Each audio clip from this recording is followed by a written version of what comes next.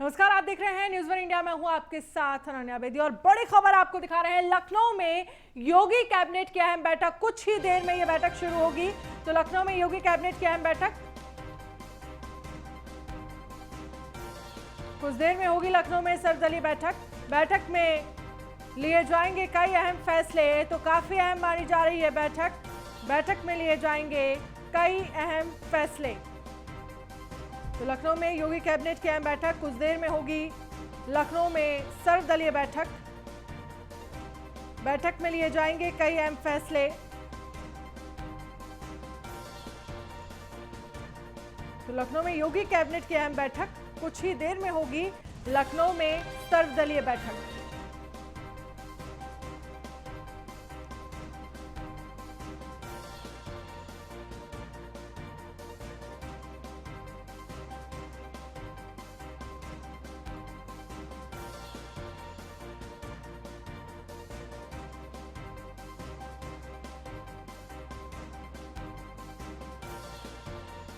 को लेकर जो जानकारी मिल रही है, इसमें कहा जा रहा है कि कुछ ही देर में यह बैठक होगी, लेकिन कई अहम फैसले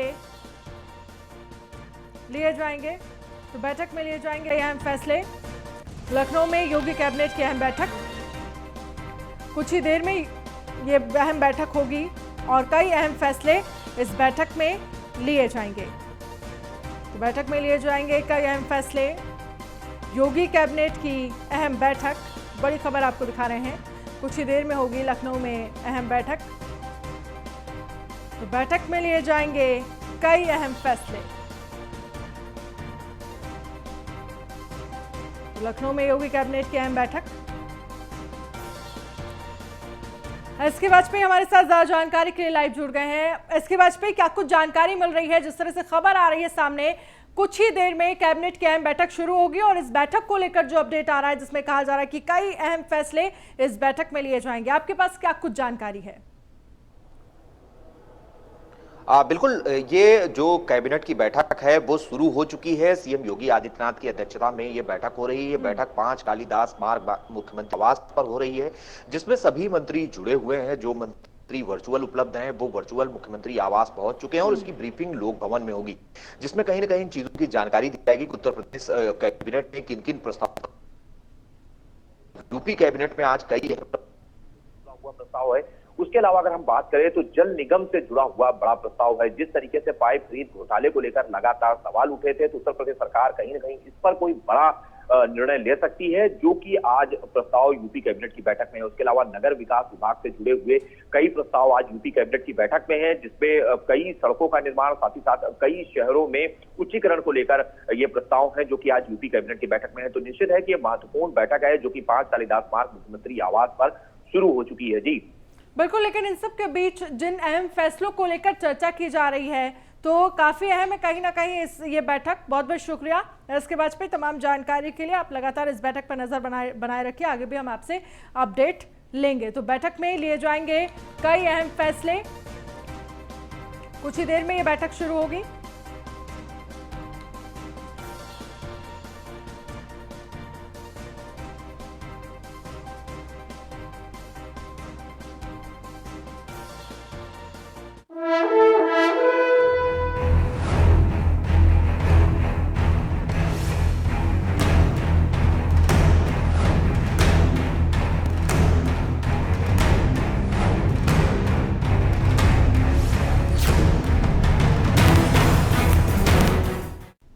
और चलिए 22 की बिसात में आपका स्वागत है।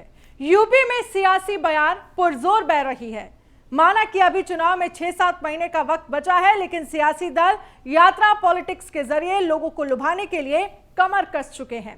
बीजेपी जहां जन आशीर्वाद यात्रा निकाल रही है, तो सपा जन आक्रोश यात्रा, वहीं कांग्रेस और आरएलडी बीजेपी गद्दी छोड़ो और न्याय यात्रा के जरिए चुनावी बैतरनी पार पाने की जुगत में है। बहरहाल इस कार्यक्रम में आपको उन यात्राओं की बात तो करेंगे ही, साथ ही बताएंगे कि मंदिर निर्माण का मुद्दा इस बार के चुनाव में क्या रोल निभा सकता है। खास बात यह है कि चर्चा तो यह भी है कि सूबे के मुखिया सीएम योगी इस बार अयोध्या विधानसभा से भी चुनाव लड़ सकते हैं।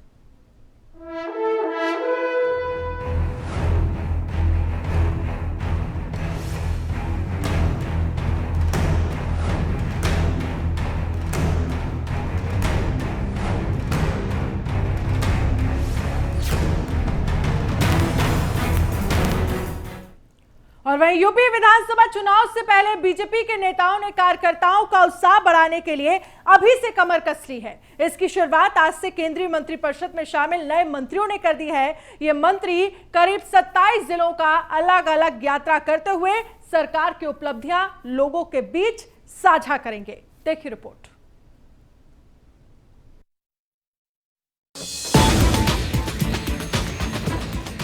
आगामी विधानसभा चुनाव की तैयारी में बीजेपी की जन आशीर्वाद यात्रा का आगाज आज से हो गया। इस यात्रा के जरिए बीजेपी अपने कार्यकर्ताओं को उत्साह बढ़ाने और मतदाताओं को अपने पक्ष में करने के लिए कोई कोर कसर नहीं छोड़ना चाहती है। 22 राज्यों में आज से शुरू हुई इस जन आशीर्वाद यात्रा के जरिए कुल 19,567 किलोमीटर लंबी यात्रा पूरी करेगी। इस यात्रा के जरिए बीजेपी के नए मंत्री 212 लोकसभा क्षेत्रों का अलग अलग यात्रा करेंगे। नारायण राणे जहां सबसे लंबी करीब 7 दिनों की यात्रा करेंगे, वहीं ज्योतिरादित्य सिंधिया 3 दिन की सबसे छोटी यात्रा कर बीजेपी की उपलब्धियां गिनवाएंगे। 22 राज्यों में जन आशीर्वाद यात्रा का आगाज। सभी मंत्री 265 जिलों में करेंगे यात्रा। 19,568 किलोमीटर लंबी होगी जन आशीर्वाद यात्रा।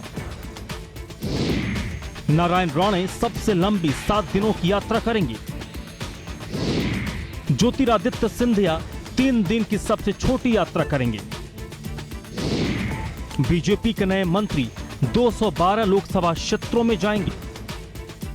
वहीं राजधानी लखनऊ से केंद्रीय मंत्री कौशल किशोर, अजय मिश्रा और पंकज चौधरी ने जन आशीर्वाद यात्रा की शुरुआत करते हुए अपने अपने निर्धारित जिलों में आशीर्वाद यात्रा पर निकल चुके हैं। ये यात्रा अलग अलग जगहों से होकर गुजरेगी। देखिए, जनता से आशीर्वाद मांगने के लिए हम लोग जा रहे हैं, इसलिए कि हमारी सरकार ने जो सपा बसपा कांग्रेस ने नहीं किया, वो सारी सुविधाएं जनता की जरूरत की चीजें उपलब्ध कराने का काम कर रही है। आज 80 करोड़ जनता को मुफ्त में राशन मिल रहा है। 50 करोड़ लोगों को 5 लाख रुपया साल में मुफ्त में इलाज मिल रहा है। तौर पर हमारे साथ जो अजय मिश्रा जी हैं, सर आज जन आशीर्वाद यात्रा निकाल रहे हैं। बस सपा है जन आक्रोश यात्रा निकाल रही है, कह रही भाजपा सरकार में कोई काम नहीं हुआ। देखिए, अगर उन्होंने काम किया होता तो 2017-19 में उनको जनता ने जन समर्थन दिया। काम किया है, इसीलिए हमको विधानसभा में भी बहुमत मिला, लोकसभा में भी बहुमत मिला और 2022 में फिर हम बहुमत की सरकार बनाने जा रहे हैं। वहीं केंद्रीय मंत्री पंकज चौधरी भी सुबह लखनऊ से यात्रा की शुरुआत करते हुए बाराबंकी, अयोध्या, बस्ती और सिद्धार्थनगर होते हुए 18 अगस्त को महाराजगंज में यात्रा संपन्न करेंगे। हम अपना काम कर रहे हैं, वो अपना काम करेंगे। जन आशीर्वाद पहली बार हम लोग मंत्री बने हैं, जनता का आशीर्वाद हमें जनता के बीच मिला। वहीं राज्यसभा सदस्य और केंद्रीय राज्य मंत्री BL वर्मा ने भी अपनी जन आशीर्वाद यात्रा वृंदावन, मथुरा से शुरू किया है, जबकि मिर्जापुर के सांसद और केंद्रीय राज्य मंत्री अनुप्रिया पटेल बुधवार को प्रयागराज से अपनी जन आशीर्वाद यात्रा शुरू करेंगी और 19 अगस्त को मिर्जापुर में यात्रा खत्म करेंगी। आपको बता दें कि बीजेपी की जन आशीर्वाद यात्रा में शामिल होने वाले सभी मंत्री जनता से संवाद कर मोदी सरकार की उपलब्धियां, खासकर गरीबों के लिए किए गए काम के बारे में जानकारी के साथ साथ यह भी बताएंगे कि मोदी सरकार देश हित के लिए क्या क्या अहम कदम उठा रही है। बीजेपी की यात्रा 19 राज्यों में होते हुए करीब 265 जिलों से गुजरेंगी। बहरहाल बीजेपी अपने जन आशीर्वाद रैली के जरिए 2022 के चुनाव से पहले अपने सियासी पिच तैयार करने में जुट गई है, जिससे इसका सीधा फायदा आने वाले चुनाव में सरकार और संगठन को ही मिलेगा। लोकतंत्र में जनता ही जनार्दन होती है, ऐसे में जनता अपना आशीर्वाद किसे देगी, इसका पता तो आगामी विधानसभा चुनाव के परिणाम के बाद ही चलेगा। Bureau report, news 1 India. Ayodhya ने देश की सियासत को पूरी तरह से बदल कर रख दिया है। 1990 के बाद स्थितियां तेजी से बदली हैं। अयोध्या मुद्दे के बरकस सियासी राजतिलक और राजपाट जाने का भी इतिहास है। 22 के चुनावी बिसात पर अयोध्या किस तरह से पार्ट प्ले करेगी, इसका आकलन करना सियासी पंडितों के लिए भी आसान नहीं है।